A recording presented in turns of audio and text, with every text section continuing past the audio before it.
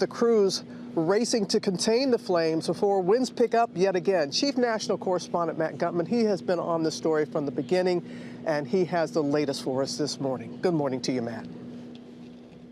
Hey, good morning, Robin. We're still trying to wrap our heads around what 13,000 destroyed homes and businesses looks like.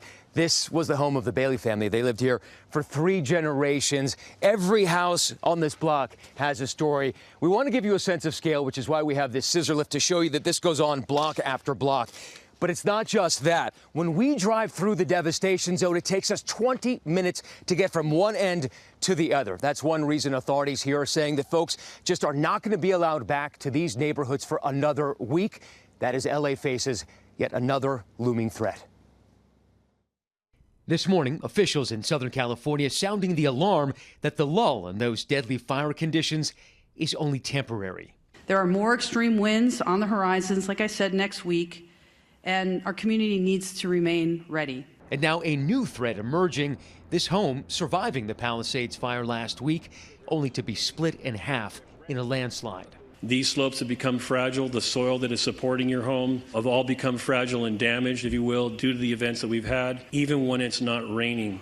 The fire burning so hot, it cooked not just vegetation, but also rocks and earth. Stuff is like quicksand.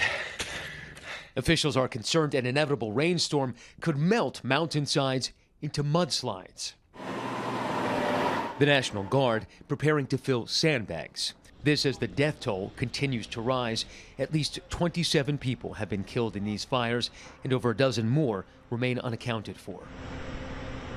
The break in these extreme fire conditions allowing a new view of the scope of the devastation in Malibu. We are here just off the iconic Pacific Coast Highway because for the first time, we've been given permission to fly a drone over the ruins of Malibu, and it gives you a sense of the vastness of what the Palisades fire consumed. Copy.